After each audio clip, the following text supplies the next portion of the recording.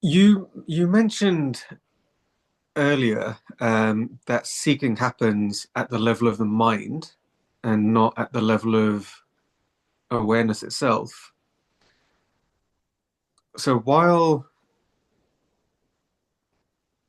this body mind is alive, or manifest in form, however you want to describe it, awareness is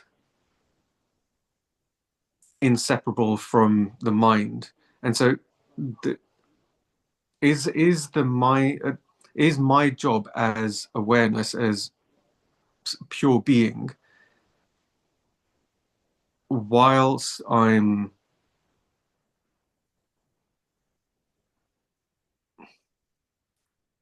I don't know, I don't know the right way to describe it, but whilst awareness is,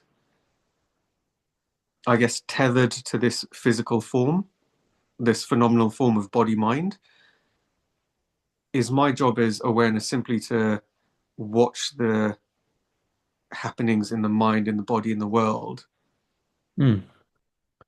in the sense that, sometimes the mind will feel spiritual and it will be seeking the answer. Sometimes it will be feeling uh, material and it will be chasing objects in the world, etc. My job as awareness is simply to watch it and say, ah, this seems to be happening, this seems to be happening, but not identify with it. And so I think that's the first part of my question. And the second part of the question, which I think is what you were exploring as well, is Can we just address the first part? Can mm, you remember the second part for in a minute from now? mhm, So, uh, two things. First, it's important to understand that consciousness has no job. It's not in any business whatsoever. In fact, now, having said that, in the realm of mind and the human realm and the human and the understanding, uh, consciousness revealing itself to itself, one could say, using very, very relative lingo, that the business of consciousness is to see through the illusion of separation and to see through the falsehood of identification and the unhappiness and the unhappy effect of identification and the unnecessary, the non-necessary, non-necessity, the non-necessity of identification when it comes to harmonious living. Did I did I did I speak that clearly enough? Did you mhm. get what I mean? Yeah. Yes. So it's not just sort of watching what's happening, this is what's happening, but no, it is to come to clarity about the non-happening of happenings, the actual non-happening. And as consciousness um, uh, establishes this clarity, then the side effect is a sweetness of the human dream, the love, the celebration of beauty,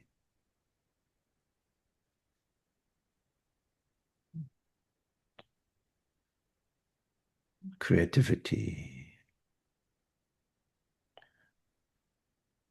the love of contemplation, and love of sharing and friendship. So, yeah, it's not just watching what is happening, but to actually remove the thorn of identification and the lift the sense of mortality and the existential fear.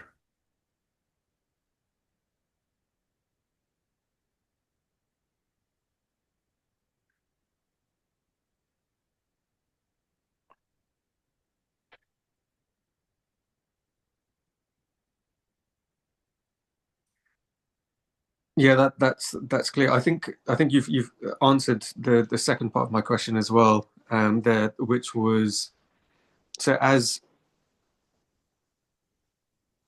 I guess as you know you're watching the happenings of the mind and the world and the body um, from the I guess from the perspective of consciousness, which I think is how you used the term apperception before. There's more of an alignment. Again, it's very relative kind of terms, but there's more of an alignment between consciousness and the world, and how consciousness manifests in the world, and that's the kind of the reordering of Yes, the mind's patterns, etc. And that's where the sweetness becomes more self-evident almost. yes, yes.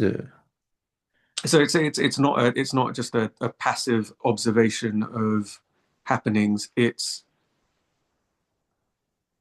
again using very kind of loose terms. There's almost an influence as um, you rest more in that constant steadiness of consciousness that has an influence on what is being observed, I guess.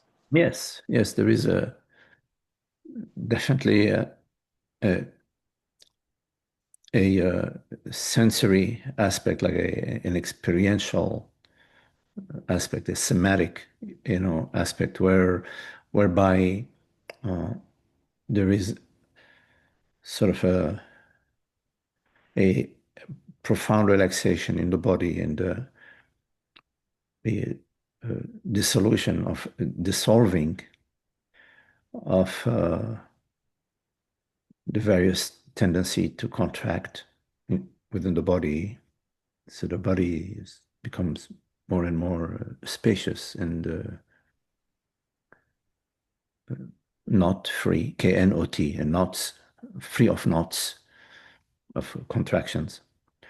Uh, and the contemplation uh, is an unending contemplation. There are some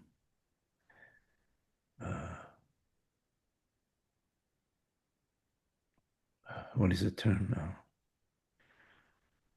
A certain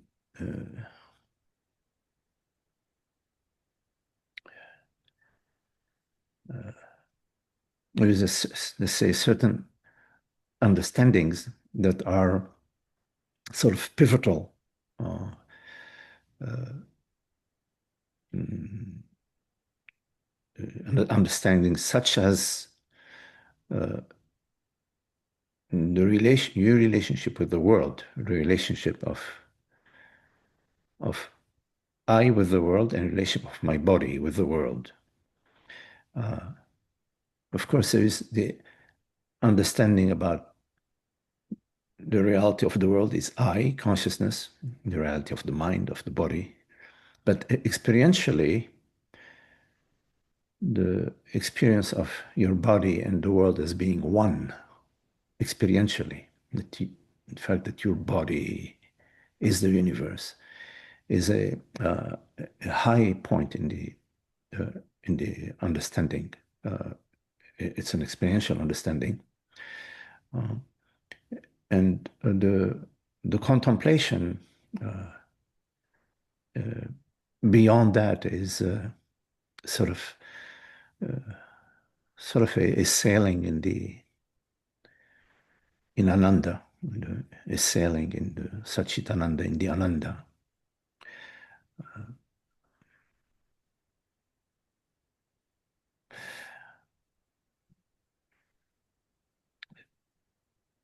It's hard to put in word because there is no longer any mind activities.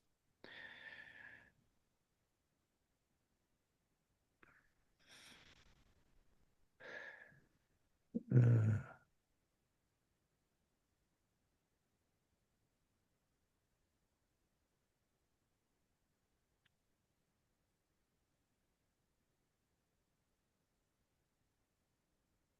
there is a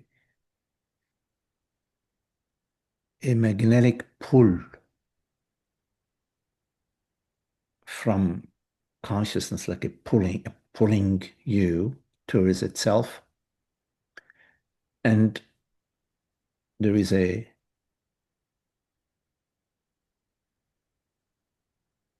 your interest in that pull increases along the path. So it's like on one hand there is the the pulling you, and the same on the other hand you're going for it. Anyway, I don't know if it's just I'm just into the metaphors now. So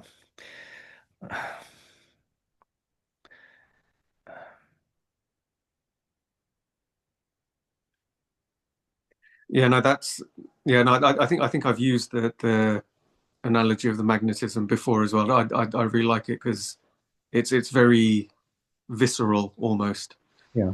Um, and so my next question then, and again, I don't know if this is the right way to the right question to ask, but is the realization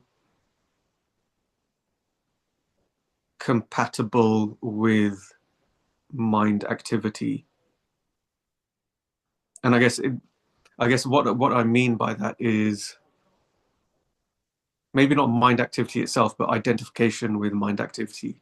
So to the extent I'm identified with the grey clouds in the sky, then I guess to that extent the the patch of blue is only ever going to be a glimpse. It's never going to be the full realization.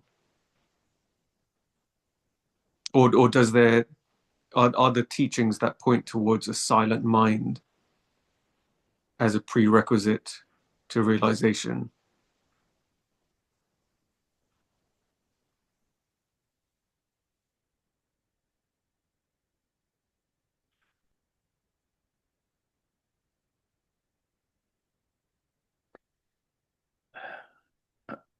I'm not sure I fully understood your question.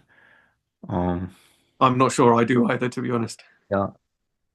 So it, in the absolute sense, there are no prerequisites to realization. It's it would be limiting God's freedom to speak of prerequisites. So, but in the relative sense, when uh, we're sharing our experience, so we speak about milestones, like say if you want to travel from New York to California, we say, okay, well, you can take the northern route, or you take the southern route. If you take the northern route, you'll be stopping by this city, that state. These are uh, milestones, because you've traveled the northern road or the southern road. But you can go to California in many different ways from the East Coast besides those milestones. So there isn't like, there are no rules that apply to consciousness. Well, it's how it's choose to unveil itself, and it can do that. For an example of Ramana Maharshi, at a young age, he had this profound glimpse about via the death experience coming out to him from the blue in a way.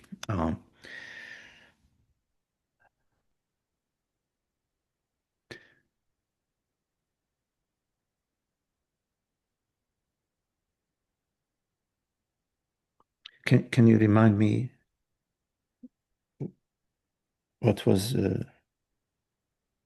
I guess the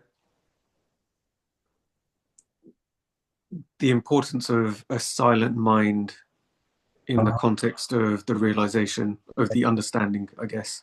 Yeah, right. So it, it's important to understand that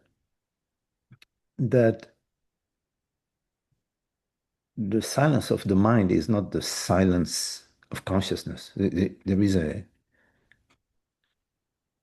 consciousness is in terms of silence, its silence defies any opposite. It's a silence that has no opposite. The, I mean, silence of the mind uh, is a relative silence. For example, there are practices where you're just watching your thoughts, and just inviting your attention to go to the breath, for example, and in time, your thoughts sort of there there are moments, maybe prolonged moments of no thought or just a breath. Certain focusing your attention practices that have to do with the silencing of the mind. Um, when we speak of about the silence within which everything appears, world, body, mind appears, it's a silence that is not disturbed. It's a silence that is different from the silence of the mind, where a thought then is no longer the silence of the mind. Certain thinking, thought activities. Then you have to go back to the breath to sort of refocus your attention on the breath to bring a cessation or a quietening down of the thinking process. But the silence of consciousness is an undisturbable silence. It is a causeless silence.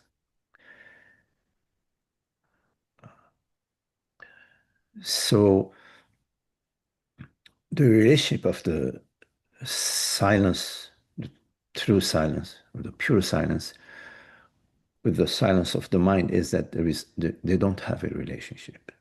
The, the silence of the mind is a movement, an activity within the true silence. The true silence is not an activity.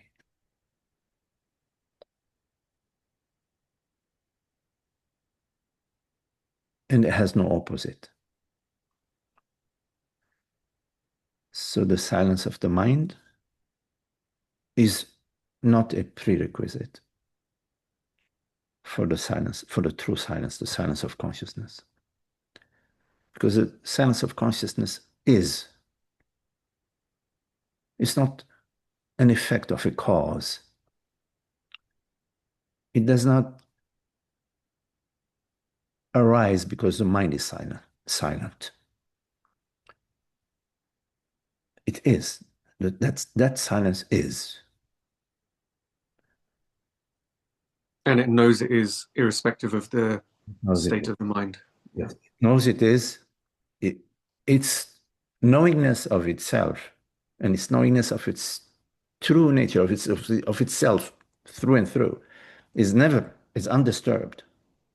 It is undisturbed by any activity, because what we refer to as activity is simply its creation.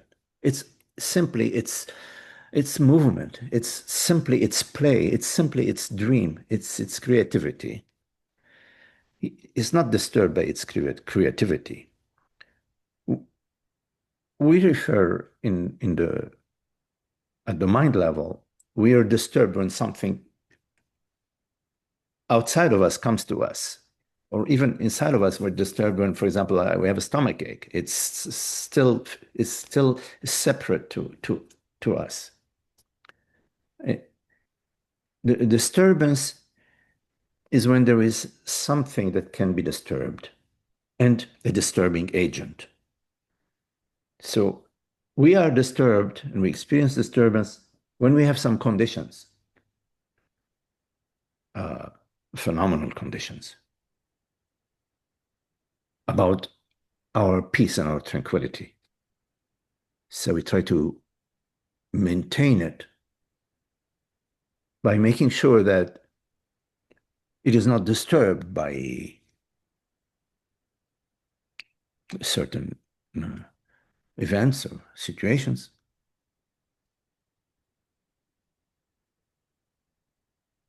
That does not apply to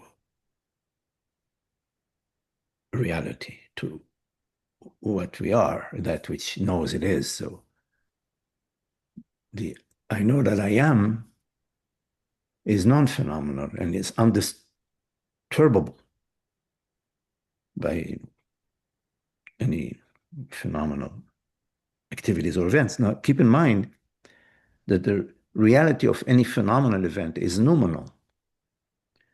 In other words, there are no phenomenal realities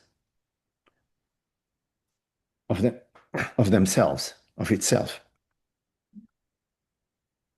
Reality is one, and it's changeless, therefore it's formless and non-phenomenal, because phenomena is the realm of impermanence and change, and therefore cannot be referred to as a reality, which would be changeless and independent of time and space, not affected by time and space. So that's uh, the undisturbable aspect, which is uh, our reality and the only reality that is.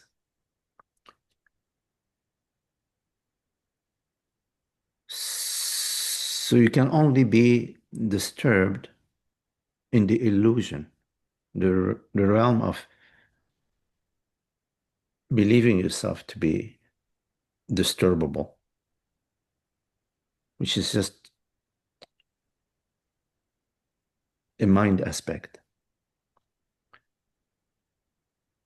And when that uh, self-definition, that phenomenal self-definition is established, then you have relationships, phenomenal relationships between what you believe yourself to be and what you perceive.